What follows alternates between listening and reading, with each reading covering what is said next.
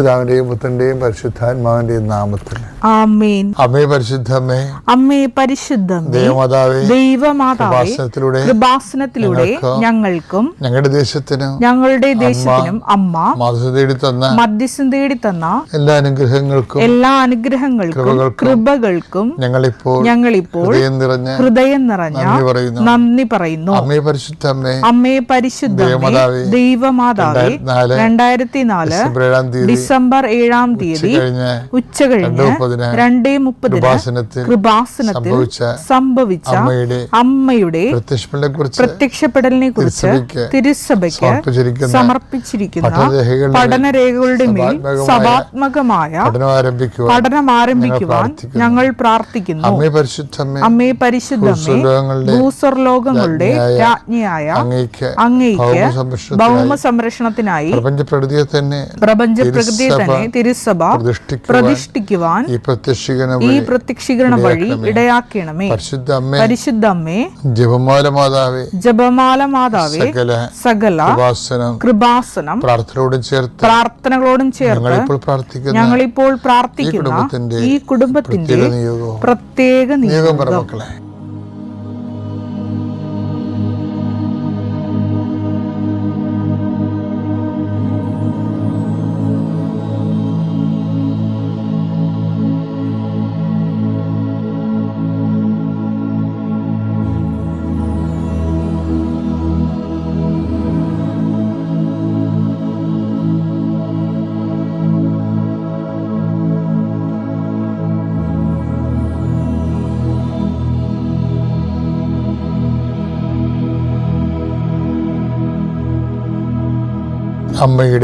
അമ്മയുടെ പ്രത്യക്ഷീകരണത്തിന്റെ ഈ അനുഗ്രഹവേളയിൽ ഞങ്ങൾക്ക് സാധിച്ചു തരുവാൻ കനിയണമേ. കർത്താവിന്റെ ഉന്നതമായ നാമത്തിന് സ്തോത്രം ചെയ്യുന്നു. കർത്താവിന്റെ വിശുദ്ധ പൗരോഹിത്യത്തെ മഹത്വപ്പെടുത്തണമേ. കർത്താവെ, സഭയിലുള്ള സാന്നിധ്യം പ്രകടമാക്കണമേ. അമ്മേ പരിശുദ്ധമ്മേ, ദൈവമാതാവേ, എല്ലാ മക്കൾക്കും വേണ്ടി മാധ്യസ്ഥം വഹിക്കണമേ. കൃപാസന ജീവനോടെ പ്രത്യക്ഷപ്പെട്ട പരിശുദ്ധ അമ്മയുടെ മാധ്യസ്ഥതയിലെ അൾത്താരയിൽ നടന്ന 10,000-കണക്കിന് ആരാധന ശക്തിയാൽ ഞാൻ നിങ്ങളെ ആശീർവദിക്കുന്നു. നിങ്ങളുടെ വഴികളെ കർത്താവ് ആശീർവദിക്കട്ടെ. ഇന്നത്തെ ചിന്തകളെ കർത്താവ് നിങ്ങളെ ആശീർവദിക്കട്ടെ. നിങ്ങൾക്കൊരു പെട്ടെന്നൊരു തീരുമാനം എടുക്കാൻ, കുറേ നാളായിട്ട് എന്ത് ചെയ്യണം, എങ്ങനെ ഏത് രീതി മൂവ് ചെയ്യണമെന്നറിയാൻ പാടാതെ കൺഫ്യൂഷനിൽ കിടക്കുന്ന എല്ലാ കാര്യങ്ങൾക്കും ഇന്നത്തെ കുർബാനയോടുകൂടിയും കുർബാന കഴിഞ്ഞും ഇന്നത്തെ ദിവസം തിരിച്ച് നമ്മുടെ അന്തി കൂമ്പണത് വരെയുള്ള സമയങ്ങളിലെ കർത്താവ് നിങ്ങൾക്ക് ശാശ്വതമായ പരിഹാരം നൽകട്ടെ എന്ന് പ്രാർത്ഥിക്കുന്നു. കുറേ നാളായി ചെയ്തു തീർക്കാത്ത കാര്യങ്ങളും ആ വിഷയത്തെക്കുറിച്ച് എന്ത് ചെയ്യണമെന്നറിയാതെ ഇരുട്ടിൽ തപ്പുന്ന വിഷയങ്ങളും കർത്താവ് ഇന്ന് നിങ്ങളെ അനുഗ്രഹിക്കുകയും അതിന് വ്യക്തവും കൃത്യവുമായ തീരുമാനം എടുക്കുവാൻ പരിശുദ്ധാത്മാവ് നിങ്ങളെ ശക്തിപ്പെടുത്തുകയും ചെയ്യട്ടെ. എന്ത് ചെയ്യണം, ആരോട് ചോദിക്കണം, ആര് സഹായിക്കും, അങ്ങനെ പല ഒരു തീരുമാനം എടുക്കാനെക്കുറിച്ച് അതിൻ്റെ ഗുണവും ദോഷവും പകുതി നിൽക്കുമ്പോഴേ ഏത് തിരഞ്ഞെടുക്കണമെന്നറിയാതെ ആശങ്കാകുലരാകുന്നവരെ ആത്മാവിൽ ഈ നിമിഷം അഭിഷേകം ചെയ്യുന്നു. പരിശുദ്ധാത്മ പ്രവർത്തിച്ചുകൊണ്ട് സത്യത്തിൻ്റെ ശാശ്വതമായ ഗുണം ചെയ്യുന്ന മാർഗങ്ങളിലേക്ക് കർത്താവ് നിന്നെ നയിക്കട്ടെ. നീ ആലോചന എടുക്കുന്നവരെ കർത്താവിൻ്റെ കൃപയിൽ നിറഞ്ഞവരായിരിക്കാനും ആ മേഖലയിൽ അനുഭവ സമ്പത്തുള്ളവരായിരിക്കാനും അതിൻ്റെ സത്യം വ്യക്തമായിട്ട് വേജമല്ലാതെ നിന്നെ പറ്റിക്കാതെ നിനക്ക് പറഞ്ഞു തരാൻ സന്മനസ്സുള്ള സദ്ധീർത്തിയരെ കർത്താവ് നിനക്ക് ക്രമീകരിച്ച് തരട്ടെ എന്ന് പ്രാർത്ഥിക്കുന്നു. കർത്താവെ, ഒരാഴ്ച മുഴുവൻ നീ ചൊരിഞ്ഞ എല്ലാ അനുഗ്രഹങ്ങൾക്കും ഞങ്ങൾ നന്ദി പറയുന്നു. ഈ ആഴ്ചയിൽ ഞങ്ങൾ ഓരോ സംരംഭങ്ങൾക്ക് പലർക്കും 1 അടി 1 മീറ്റർ 1 മൈലൊക്കെ മുന്നോട്ട് പോകാൻ കഴിഞ്ഞിട്ടുണ്ട്. എല്ലാ ദൈവപരിപാലനയ്ക്കും ഈ സമയത്ത് സ്തോത്രം ചെയ്യുന്നു. കർത്താവെ, യാത്ര ചെയ്യാൻ സ്വരുക്കൂട്ടുന്നവരെ അവർ അർപ്പിച്ച് പ്രാർത്ഥിക്കുന്നു. പുതിയ കോളേജിലും പുതിയ സ്ഥലങ്ങളിലും പുതിയ സ്ഥാപനങ്ങളിലൊക്കെ പഠിക്കുന്നതിന് വേണ്ടി സ്വരുക്കൂട്ടുന്നവരെ സമർപ്പിച്ച് പ്രാർത്ഥിക്കുന്നു.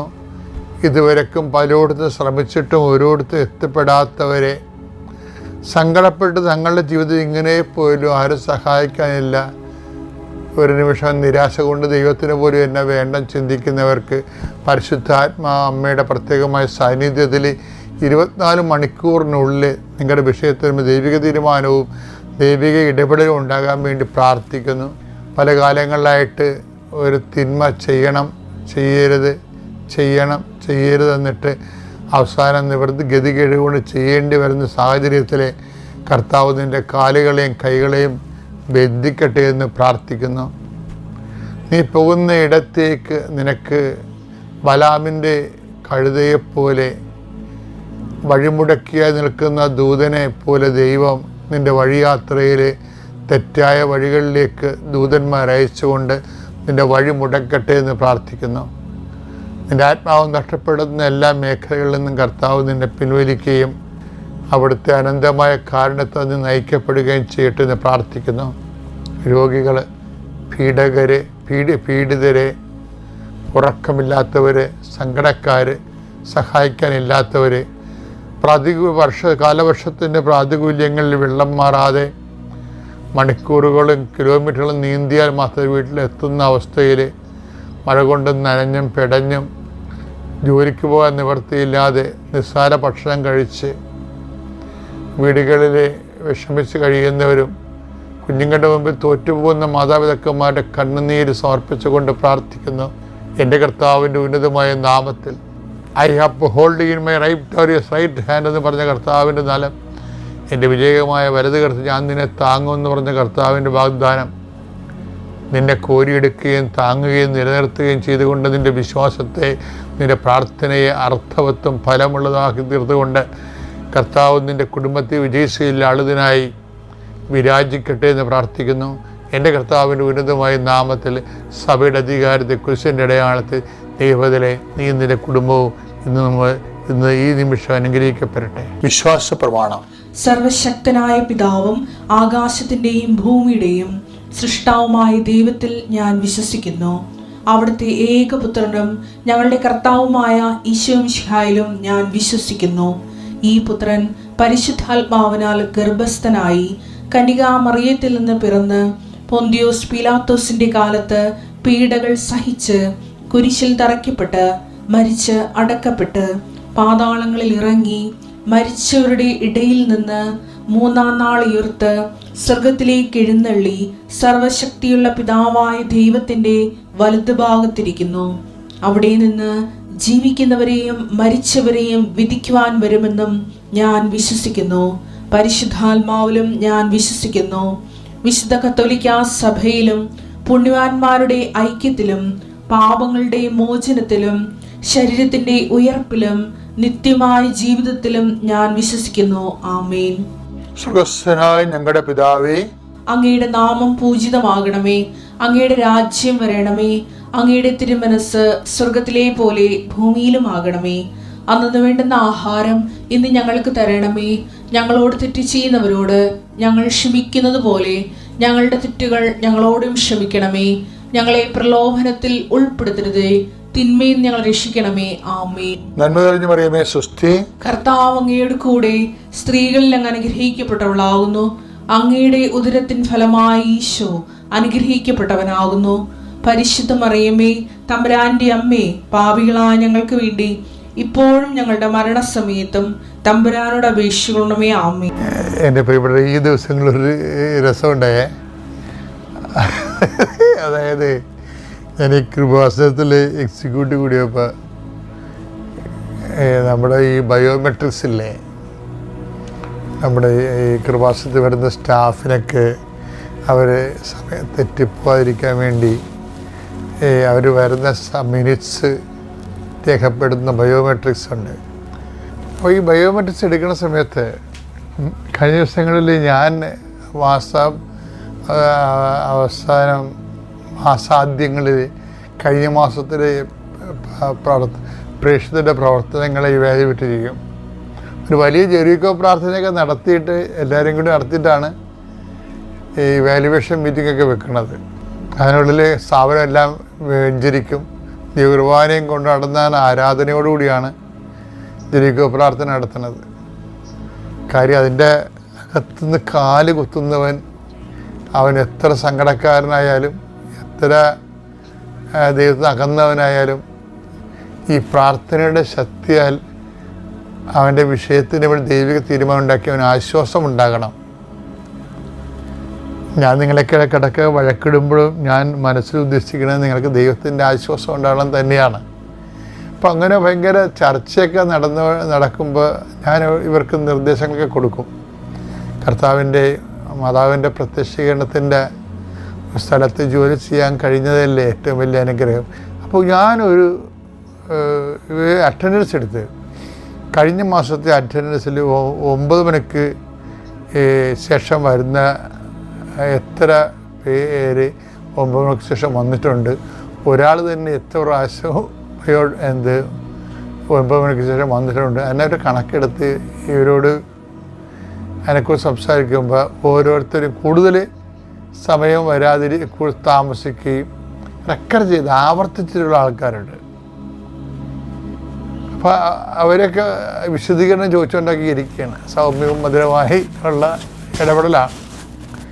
അപ്പോൾ ഒരു ചേച്ചി അവിടെ പറയുകയാണ്, ഞാനിങ്ങനെ കൊണ്ട് കുത്തറുണ്ട് അവിടെ ബയോമെട്രിക്സിൽ തള്ളവിരൽ, പക്ഷേ അത് പതിയണില്ലെന്ന് പറഞ്ഞ് എനിക്ക് തിരിയുന്നത്. അതെന്താ വെച്ചാൽ അവരുടെ ഫിഗർ കോൺഫിഗർ ചെയ്തില്ലായിരുന്നു. എല്ലാവരും വന്നവരും പോണവരും കുത്തിയിട്ട് കാര്യമില്ലല്ല. നമ്മുടെ ഫോട്ടോ എടുത്തിട്ട് ഈ ഫിഗറുമായിട്ട് കോൺഫിഗർ ചെയ്യണം, നമ്മുടെ തമ്പുമായിട്ട്. അപ്പോഴായിരിക്കും അതനുസരിച്ച് അതിൻ്റെ വർക്കൗട്ട് ചെയ്യണത്. അറ്റൻഡൻസിൻ്റെ ടൈമൊക്കെ കുറിച്ച് ഈ വീടും പേരും മുഖവും എല്ലാം ഒത്തു നോക്കിയിട്ടാണല്ലേ കമ്പ്യൂട്ടർ ചെയ്യണത്. അപ്പം ഞാൻ എനിക്ക് ചിരി വന്നു പോയി. അവരിതിങ്ങനെ തമ്പ് ഇംപ്രഷൻ കാണിക്കുന്നുണ്ട്, പക്ഷെ ഇംപ്രസ്ഡ് ആകുന്നില്ല. പക്ഷെ വൈകുന്നേരം കിടക്കാൻ നേരത്ത് ഞാൻ ഈ ചേർത്തി പറഞ്ഞ കാര്യം വീണ്ടും ഓർത്തപ്പോൾ എൻ്റെ മനസ്സിൽ പരിശുദ്ധാത്മാവ് തോന്നിച്ചതാണെന്ന് ഞാൻ കരുതുന്നത്. കാര്യം പ്രാർത്ഥനയെക്കുറിച്ചാണ്. പലരുടെയും പ്രാർത്ഥന ഇങ്ങനെയാണ്, അവർ പ്രാർത്ഥിക്കുന്നുണ്ട്, ദൈവത്തിന് അത്രയ്ക്ക് ഇംപ്രഷനാകുന്നില്ല. ഭയങ്കര പണ്ടാര പ്രാർത്ഥന നടത്തുന്ന ആൾക്കാരില്ലേ, സമയം ഇങ്ങനെ കൂടുതൽ പ്രാർത്ഥിക്കുന്നവരുണ്ട്. പിന്നെ കുറച്ച് പ്രാർത്ഥിച്ചാലും കൂടുതൽ പ്രാർത്ഥിച്ചാലും പ്രാർത്ഥന റെക്കോർഡാകുന്നില്ല കർത്താവിൻ്റെ തിരുസന്നിധിയിൽ. അതിനെന്താ കാര്യം വെച്ച് കഴിഞ്ഞാൽ, ദൈവത്തിന് പ്രാർത്ഥന ഇംപ്രസ് ആകണമെങ്കിൽ ആളെ ഇംപ്രസ് ആകണം. അത് നിങ്ങൾ എന്തുകൊണ്ട് മനസ്സിലാക്കണില്ല? പ്രാർത്ഥന ദൈവത്തിന് ഇംപ്രഷൻ ഉണ്ടാകണമെങ്കിൽ, അത് സ്വീകാര്യമാണെങ്കിൽ ദൈവത്തിന് ആളെ സ്വീകാര്യമാകണം. ദൈവത്തിന് മനസ്സിൽ നമ്മളെ കോൺഫിഗർ ചെയ്ത് കിട്ടത്തില്ല ചില ആൾക്കാരെ. അതെന്ത് വെച്ച് കഴിഞ്ഞാൽ, നിങ്ങളിൽ മനുഷ്യനുള്ളത് എന്താണെന്ന് അവനെ അറിയാവുന്നില്ല. അങ്ങനെ ഒരു വചനമുണ്ടല്ലോ, എടുത്ത് യോഹന്നാൻ 2:24.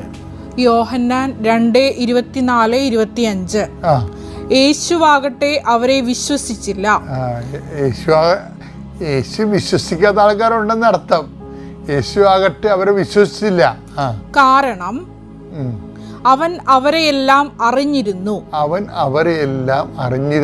മനുഷ്യനെ കുറിച്ച് ആരുടെയും സാക്ഷ്യം അവന് ആവശ്യമായിരുന്നില്ല. മനുഷ്യനിലുള്ളത് എന്താണെന്ന് അവൻ വ്യക്തമായി അറിഞ്ഞിരുന്നു. അതാണ് സംഭവം. ഭാഗികമായ ഒരു അറിവല്ല. ഒരാൾ വാ പൊളിക്കുമ്പോൾ തന്നെ അവൻ്റെ ഉള്ളത് എന്താണെന്ന് ദൈവത്തിന് അറിയാം. അത് കാരണം പല പ്രാർത്ഥനകളും ഇംപ്രസ് ആകത്തില്ല, നെക്കാവുന്നേ ഉള്ളു, പക്ഷെ റെക്കോർഡാകത്തില്ല. അതിനകത്ത് ദൈവത്തിന് ഇഷ്ടം തരണേ നമ്മളോട്. എൻ്റെ പേര് ഷാജി എന്നാണ്. വീട് തൃശ്ശൂർ ഗുരുവായൂരിനടുത്താണ്. ഞാനിവിടെ ചേച്ചിക്ക് വേണ്ടി ഉടമ്പടി എടുക്കാൻ വേണ്ടി നഷ്ടപ്പെടുകയും 2 കൊല്ലത്തോളം കാർ നഷ്ടപ്പെട്ടു. അത് നമ്മൾ അതിൻ്റെ പിന്നാലെ ഒരുപാട് കേസിന് പോയി, ഒന്നും നടന്നില്ല. എല്ലാവരും കളിയാക്കി, അതുപോലെ കുറ്റം പറഞ്ഞു, കിട്ടില്ല എന്ന് പറഞ്ഞു. പക്ഷേ ദൈവം കഴിഞ്ഞ മാസം വണ്ടി നമുക്ക് തന്നു. അതോടൊപ്പം അതിൻ്റെ ഇടയ്ക്ക് മോനുണ്ടായി. ഇവനെ ചെവിട്ടിൽ നിന്ന് വെള്ളം വന്നിട്ട് ഭയങ്കര അസ്വസ്ഥതയും 3-4 ഡോക്ടർമാരെ കാണിക്കുകയും ചെയ്തു. അതിൻ്റെ ഫലമായി ഒന്നും നടന്നില്ല. ഞങ്ങളത് യൂട്യൂബിൽ ലോക്ക്ഡൗൺ സമയത്ത് യൂട്യൂബിൽ നോക്കി ഇവിടുത്തെ പ്രാർത്ഥനകളിൽ സജീവമായിരുന്നു. അതുപോലെ തൈലം കയ്യിൽ ഉണ്ടായിരുന്നു, തേനുണ്ടായിരുന്നു, മാതാവിൻ്റെ കുരിശുരൂപം ഉണ്ടായിരുന്നു. ഇത് മാതാവിൻ്റെ കുരിശുരൂപം വെച്ച് പ്രാർത്ഥിച്ചിരുന്നു. അതിൻ്റെ ഫലമായി പിന്നീട് അവനെ ആ രോഗത്തിൽ നിന്ന് വിടുതൽ നൽകി. അതുപോലെ ദൈവം തന്ന എല്ലാ അനുഗ്രഹങ്ങൾക്കും നന്ദി പറയുന്നു. ഇപ്പം എനിക്ക് വേറൊരു മോനും കൂടി ദൈവം തന്നു, സുഖമായി പോകുന്നു. എത്ര പേർക്ക് ഈ വണ്ടി പറഞ്ഞു പോയായിരുന്നു? പറഞ്ഞു 4 പേർക്ക് വണ്ടി കൈമാറിപ്പോയി. കിട്ടില്ല എന്നുള്ള പ്രതീക്ഷയിലായിരുന്നു.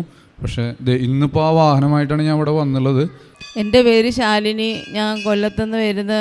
ഞാൻ 2019 ഫെബ്രുവരി 10 ഒന്ന് ഞാൻ ഉടമ്പടി എടുത്ത് എൻ്റെ ആദ്യത്തെ നിയോഗം എനിക്ക് ഇച്ചിരി വസ്തു വേണമെന്നായിരുന്നു. ഞാൻ പരിശുദ്ധമ്മയോട് ഞാൻ പ്രാർത്ഥിച്ചു. ഞാൻ 2019 അഖണ്ഡ ജപമാല റാലിയിൽ വന്ന് അതിനുശേഷം ഒരാഴ്ച കഴിഞ്ഞപ്പോൾ എനിക്ക് 4 സെൻറ്റ് വസ്തുവും ഒരു വീടും കൂടി പരിശുദ്ധമ്മ എനിക്ക് തന്ന് അതിന് ഞാൻ 1000 നന്ദി പറയുന്നു. അതുപോലെ എനിക്ക് 8 വർഷമായി നട്ടെല്ല് വേദനയായിരുന്നു. പരിശുദ്ധമ്മയോട് ഞാൻ പ്രാർത്ഥിച്ച് എൻ്റെ നട്ടെല്ല് വേദന പൂർണ്ണമായി സുഖപ്പെടുത്തി. അതുപോലെ എൻ്റെ മക്കളുടെ വിദ്യാഭ്യാസം അതും ഞാൻ പ്രാർത്ഥിച്ച് എൻ്റെ മക്കളിപ്പോൾ നന്നായി പഠിക്കുന്നുണ്ട്. എൻ്റെ മൂത്ത മോൾ 10ാം ക്ലാസ്സിൽ ഫുൾ A+ വാങ്ങിച്ച് മെറിറ്റിൽ അഡ്മിഷൻ കിട്ടി. അവൾക്ക് ഇഷ്ടപ്പെട്ട സ്കൂളിൽ തന്നെ ക്ലാസ്സിന് പോയി തുടങ്ങി. അതിനും പരിശുദ്ധമ്മയ്ക്കും ഈശോയ്ക്കും 1000 നന്ദി. എൻ്റെ അനുജത്തിയുടെ അമ്മയ്ക്ക് ബ്രസ്റ്റ് ക്യാൻസർ ആയിരുന്നു. ഞാൻ അതിൽ നിയോഗത്തിൽ വെച്ചിട്ടില്ല, എങ്കിലും അത് ഞാൻ നിയോഗത്തിൽ വെച്ച് പ്രാർത്ഥിച്ച് അതിൻ്റെ ഫലമായി അമ്മയ്ക്ക് ഓപ്പറേഷൻ ഇല്ലാതെ ഹീമോ ചെയ്താൽ മാത്രം മതിയെന്ന് പറഞ്ഞ് അതിനും പരിശുദ്ധമ്മയ്ക്ക് 1000 നന്ദി പറയുന്നു. എൻ്റെ സാമ്പത്തിക മേഖലകൾ അനുഗ്രഹിച്ചു.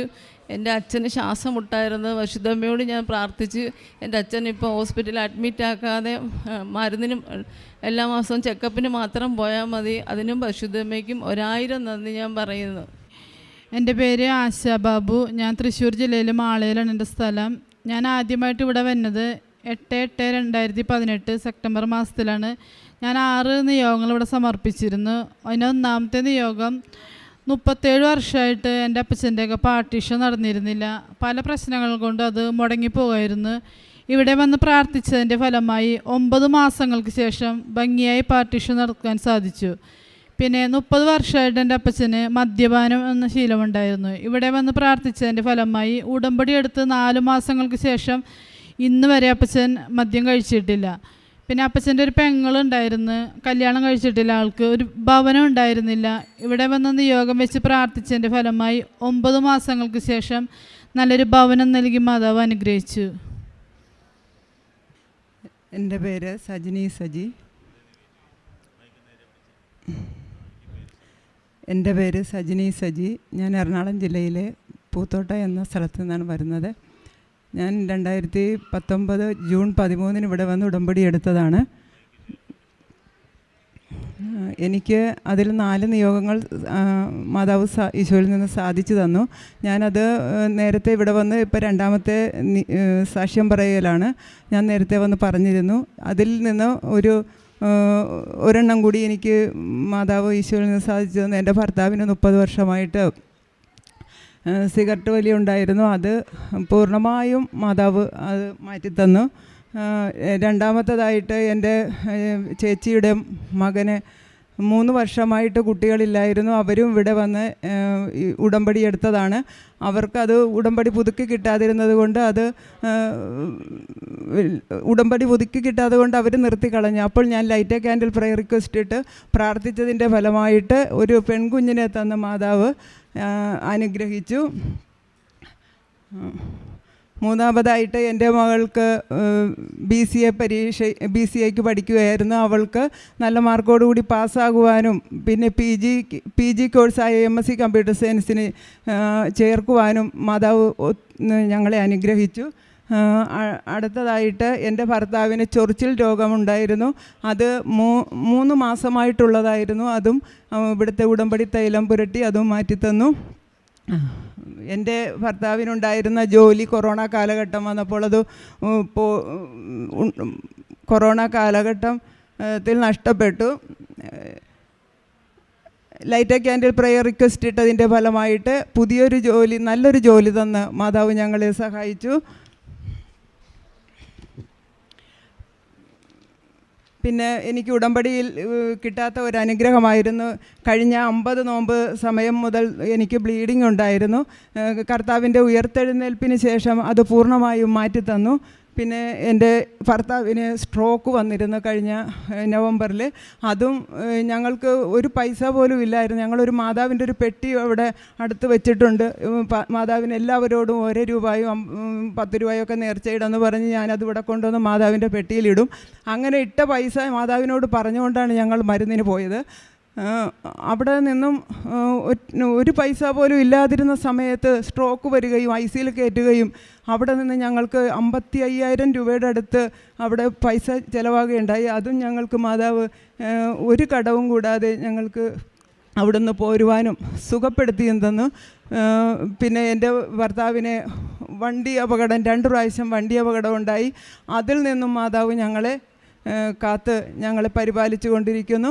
മാതാവ് ഇത്രയേറെ അനുഗ്രഹങ്ങൾ തന്ന് ഞങ്ങളെ സഹായിച്ചു കൊണ്ടിരിക്കുന്ന എൻ്റെ മാതാവിനും തിരുക്കുമാരനും കോടാനുകോടി നന്ദി, പിതാവായ ദൈവത്തിന് നന്ദി പറഞ്ഞുകൊണ്ട് ഞാൻ നിർത്തുന്നു. അമ്മയ്ക്കും തിരുക്കുമാരനും 1000 നന്ദി. എൻ്റെ പേര് ഷേർലി, ഞാൻ കൊല്ലത്തു നിന്നാണ് വരുന്നത്. 2016 ഡിസംബർ മുതൽ ഞാനിവിടെ വരുന്നുണ്ട്. 2017 തന്നെ ഉടമ്പടി എടുത്തു. ഒരു പ്രാവശ്യം സാക്ഷ്യം പറഞ്ഞതാണ്. ഇപ്പം ഉടമ്പടി അന്ന് തൊട്ടേ പുതുക്കുന്നുണ്ട്. അപ്പോൾ 2020 ഓഗസ്റ്റ് മാസം എനിക്കൊരു വയറുവേദന വന്നു. അങ്ങനെ ഞാൻ ഹോസ്പിറ്റലിൽ പോയി കണ്ടപ്പോൾ അപ്പൻഡിസൈറ്റിസ് ആണ്, 8 mm മുകളിലായതുകൊണ്ട് എമർജൻസി ആയിട്ട് ഓപ്പറേഷൻ ചെയ്യണമെന്ന് പറഞ്ഞു. ഓപ്പറേഷൻ പേടിയായതുകൊണ്ട് ഞാൻ ഉടമ്പടിയിൽ വിശ്വസിച്ചു. അമ്മയുടെ തൈലം പുരട്ടി ഞാൻ പ്രാർത്ഥിച്ചു. അങ്ങനെ പിന്നീട് കുഴപ്പമൊന്നും ഉണ്ടായില്ല. 3 മാസം കഴിഞ്ഞപ്പോൾ വീണ്ടും വയറുവേദന വന്നു. ഞാൻ വീണ്ടും പോയി സ്കാൻ ചെയ്ത് നോക്കിയപ്പോൾ അപ്പൻഡിസൈറ്റിസ് കാണാനില്ല, പകരം ലിവർ സിറോസിസിൻ്റെ ഫസ്റ്റ് സ്റ്റേജാണെന്ന് പറഞ്ഞു. അപ്പോൾ വീണ്ടും ഞാൻ ഉടമ്പടി തൈലവും ഉടമ്പടി വസ്തുക്കളും ഉപയോഗിച്ചു. അന്നിവിടെ വരാൻ പറ്റത്തില്ലായിരുന്നു, എങ്കിലും ഞാൻ നവംബർ മാസത്തിൽ ഇവിടെ വന്നു. ഓൺലൈനിലൂടെ പ്രാർത്ഥിക്കുന്നുണ്ടായിരുന്നു. പിന്നീട് കഴിഞ്ഞ 2021 ഏപ്രിൽ 19 ഞാനിവിടെ വന്ന് ഉടമ്പടി പുതുക്കി. ബഹുമാനപ്പെട്ട അച്ഛനെ കാണാൻ അവസരം കിട്ടി. അച്ഛനോട് ഞാൻ ലിവറെന്ന് പറഞ്ഞതേ ഉള്ളൂ. അപ്പോൾ തന്നെ അച്ഛൻ എന്നോട് എവിടെയാണെന്ന് വെച്ചാൽ കൈ വയ്ക്കാൻ പറഞ്ഞു. ഞാൻ കൈവച്ചു. അച്ഛൻ എൻ്റെ കയ്യിൽ തൊട്ട് അച്ഛൻ ശക്തമായിട്ട് പ്രാർത്ഥിച്ചു. അതിനുശേഷം പിന്നീട് ലിവർ ടെസ്റ്റുകളൊക്കെ ചെയ്ത് നോക്കിയപ്പോൾ എല്ലാം നോർമലായിട്ട് കണ്ടു. പിന്നീട് ഇപ്പം ഞാൻ ഏതാണ്ട് 10 മാസത്തോളമായി മരുന്നുകളൊന്നും ഉപയോഗിക്കുന്നില്ല. ഈ ലിവറിൻ്റെ പ്രശ്നം മൂലം ദേഹം മുഴുക്ക ചൊറിഞ്ഞ അലർജി ആയിരുന്നു. ആ അലർജിയും തൈലം പുരട്ടി, ഓയിൻമെൻറ്റിനേക്കാൾ കൂടുതൽ ഓയിൻമെൻറ്റ് ഞാൻ ഉപയോഗിച്ചിട്ടേ ഇല്ല, തൈലമാണ് ഉപയോഗിച്ചിട്ടുള്ളത്. തൈലം ഉപയോഗിച്ച് എൻ്റെ എല്ലാ അലർജി രോഗങ്ങളും അമ്മ മാതാവ് മാറ്റിത്തന്നു. അമ്മയ്ക്കും ഈശോയ്ക്കും 1000 നന്ദി പറയുന്നു. അതുകൂടാതെ ഞാനൊരു ട്രാൻസ്ഫറിൻ്റെ കാര്യത്തിനായിരുന്നു 2018 ഉടമ്പടി എടുത്തത്. ട്രാൻസ്ഫർ കിട്ടിയെങ്കിലും വീണ്ടും വീട്ടിൽ നിന്ന് കുറച്ച് ദൂരത്തോട്ടായിരുന്നു. വീണ്ടും ഞാൻ പ്രാർത്ഥിച്ചു. എൻ്റെ വീട്ടിലോട്ട് വഴിയില്ലായിരുന്നു. വഴിക്ക് വേണ്ടിയാണ് ഞാൻ പ്രാർത്ഥിച്ചത്. പക്ഷേ ഞാൻ വർക്ക് ചെയ്യുന്ന സ്കൂളിനടുത്തോട്ട് തന്നെ. എത്ര വർഷമായിട്ട് വഴിയില്ലായിരുന്നു? വഴി ഇപ്പോഴും കിട്ടിയിട്ടില്ല. പക്ഷേ എനിക്ക് സ്കൂളിനടുത്തോട്ട് തന്നെ 8 സെൻറ്റ് വസ്തു വാങ്ങിച്ച് നല്ലൊരു വീട് വയ്ക്കാനായിട്ട്, ഞാൻ എൻ്റെ പ്രതീക്ഷയെ പോലും ഉള്ള കാര്യമല്ലായിരുന്നു, നല്ലൊരു വീട് വയ്ക്കാനായിട്ട് സാധിച്ചു. അതുപോലെ തന്നെ വീട് വെച്ചപ്പോൾ കിണർ വെട്ടിയപ്പോൾ ഒരു തുള്ളി വെള്ളം പോലും ഇല്ലായിരുന്നു. പിന്നീട് കിണർ വെട്ടാൻ താഴോട്ട് പറ്റത്തില്ലെന്നാണ് വെട്ടുന്ന ആളുകൾ പറഞ്ഞത്. ഞാൻ പിന്നെ ഉപ്പും മാതാവിൻ്റെ കാശുരൂപവും കിണറ്റിലിട്ട് പ്രാർത്ഥിച്ചു. എനിക്ക് ആവശ്യത്തിനുള്ള വെള്ളം ഇപ്പോഴും കിട്ടുന്നുണ്ട്. അതുകൂടാതെ എൻ്റെ മകൾക്കൊരു പേപ്പർ പോയിട്ടുണ്ടായിരുന്നു. അതും ഞാൻ ഉടമ്പടിയിൽ വെച്ച് പ്രാർത്ഥിച്ചു. അവൾക്കത് കിട്ടി. BEdന് അഡ്മിഷൻ കിട്ടി. എൻ്റെ മകന് BComന് ഫസ്റ്റ് സെമസ്റ്റർ എല്ലാ പേപ്പറുകളും ക്ലിയർ ചെയ്തു. കൂടാതെ എൻ്റെ ഒരു ഫ്രണ്ടിന് പിന്നെ ബ്ലഡിൽ കൗണ്ട് കുറയുന്നൊരു രോഗം വന്നു. അവളെ എമർജൻസി ആയിട്ട് അമൃത ഹോസ്പിറ്റലിൽ ICUയിൽ അഡ്മിറ്റ് ചെയ്തു. വളരെ കോംപ്ലിക്കേഷൻ ആയിരുന്നു. ഞാനപ്പോൾ തന്നെ ഓൺലൈനിൽ പ്രാർത്ഥിച്ചു, ലൈറ്റ് ക്യാൻഡിൽ പ്രയർ റിക്വസ്റ്റ് ഇട്ട് പ്രാർത്ഥിച്ചു. ഡോക്ടർമാർക്ക് പോലും അതിശയമാണ്. പെട്ടെന്ന് തന്നെ അവൾക്ക് അസുഖം കുറഞ്ഞു കിട്ടി. സ്റ്റിറോയിഡാണ് കഴിക്കുന്നത്. സ്റ്റിറോയിഡിൻ്റെ അളവൊക്കെ വളരെ കുറയ്ക്കാനായിട്ട് സാധിച്ചു. അവളിവിടെ വന്ന് ഓൺലൈൻ ഉടമ്പടി എടുത്ത് ഇവിടെ എല്ലാ മാസവും വന്ന് പ്രാർത്ഥിക്കുന്നുണ്ട്. അപ്പോൾ ഇത്രയും അനുഗ്രഹങ്ങൾ ചെയ്തതെന്ന് അമ്മയ്ക്കും തിരുക്കുമാരനും ഒരായിരം നന്ദി രേഖപ്പെടുത്തുന്നു.